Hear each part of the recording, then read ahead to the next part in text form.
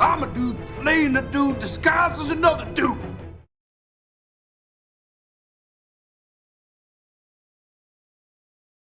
Good morning, collectors. Welcome to the Discount Action Figure Dude. It is your host, Christopher. As you can see, the battle between Team Grayskull and Team Snake Mountain is getting a little convoluted. We have Savage He-Man here, who was recently added to the battle. Not quite sure which way he's going to go. I think he just wants to murder. But to help calm the nerves of one Savage He-Man, we're going to bring in the calming force of the Sorceress. Now, the Sorceress here. As you can plainly see, we got the Sorceress here at Ross's Dress for Less for the price of $3.99, which seems insanely cheap. I'm not quite sure exactly why Ross has charged $3.99 for this. I mean, if I was Ross Brass and I got a bunch of these, make $2 more per unit, just to add a little bit to the bottom line. I mean, they would have flown off the shelves at $5.99. They would have flown off the shelves at probably $7.99. But $3.99 seems like they cost themselves some money. Ross's Dress for Less. Just saying. But let's cut this beauty open. And here goes the Sorceress out of the box, looking very lovely. She has her little feathery thing, comes with these loops that have to go through her arms, which was quite the bear to eventually get on her. And I do want to call to the attention of the box art, which is very, very nice. There's words here too. Very nice.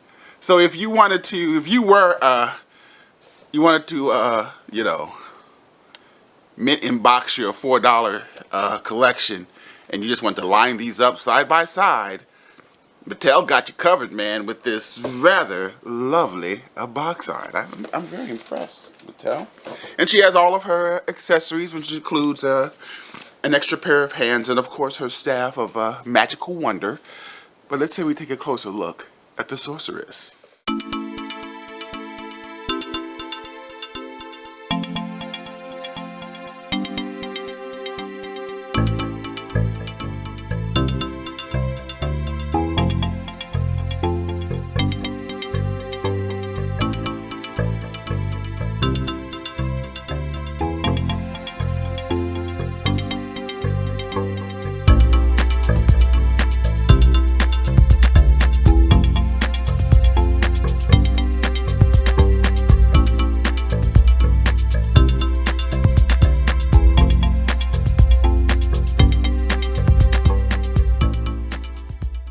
And here goes the Sorceress, looking very lovely, looking very colorful.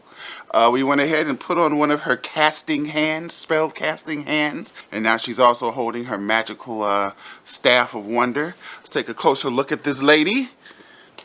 As you can see, the face sculpt on the Sorceress is beautiful. Her makeup is on point. Her hawk head, I guess that's a hawk or some magical bird from Eternia. Heck if I know. And I love the face expression, which pretty much says, I am so hot, I don't have time to deal with you. Her costume is the beautiful. Again, sometimes I guess I complain a little bit about the Masterverse, that they have these nice sculpts that they don't really do anything to bring them out. I think since she's white feathers and everything, I think this is good. I think she's good. I like the Captain Cold boots. I guess her magical staff of wonder, it looks like maybe they could have done something more with this to bring out some of the lovely details that they went ahead and crafted in this bad boy. It looks great. But I think there's something that could be done here. I don't think I'm going to do anything with it because anything I think I would do with it would mess it up. So we're going to leave it just the way that it is. And of course, her cloth feathers. The only issue is that due to the tight constrictions of her feathers, you really can't raise her arms too much. Of course, you could just unhook them and they can just hang. They don't necessarily have to be attached to her arms, and which would free up her arm movement. But I think that her feathered shoulder pads would also limit arm movement as well. Even though I bet you those come off too.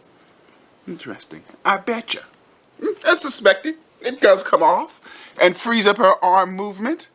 And her neck is a little long, I guess. But yeah. And just we can see also that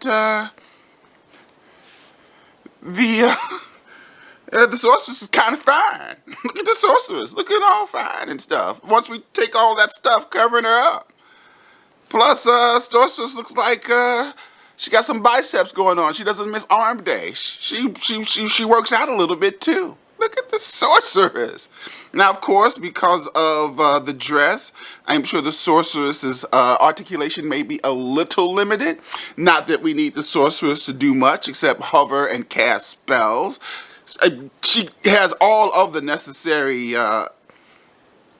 engineering to do a lot of fancy poses, but she does have splits in her feather dress, which does allow her to, for whatever reason you might need her to do this, open her legs wider. But other than that, and if you need her to bring her legs out and up, it's going to be a struggle. But yeah, I don't think we need her to do any of that. We'll just go ahead and leave the sorceress just like she is. And of course, we have learned, spoiler alert, that the sorceress is the deadbeat mom of Teela. So, I'm not quite sure. I believe Man-at-Arms is Teela's adoptive father, if I'm not mistaken. So I'm not sure who knocked up the sorceress, but that's neither here nor there. Maybe I'll find out in the next series. Who knows? But since Teela, spoiler alert, is now the sorceress, because the sorceress is all floating around doing something, we could, if we so chose, stick Teela's head on here and make Teela our new sorceress. And, quite honestly, that looks pretty good. Mainly because that's a very, very nice head sculpt for Teela. But nonetheless, let's get things right. So what kind of value do we assign the sorceress? I mean, hold on a second. Let's double check this.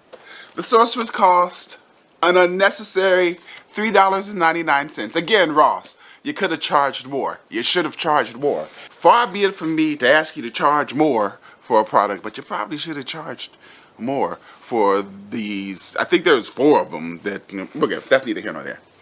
Oh, I should also mention that this Ross's price tag here. I was at my local comic book shop, and they have action figures, and they had put their price tag, I'll post it for you, over the Ross's tag. Now, mind you, I am not going to complain about a company buying some stuff and then charging whatever they want. Last time I checked, it's with the United States of America, and you can do whatever you want with your business. My only suggestion would be to take off the Ross's sticker before putting your own sticker over it. That's it. That's all I would make. That's all. That's all. That way people wouldn't know that you just upscaled your product by basically, 400%. But anyway, what kind of value do we assign the sorceress? The sorceress is beautiful. She has a great accessory. She costs $4. That's nuts. The sorceress is a raw dog value. Obviously, a raw dog value.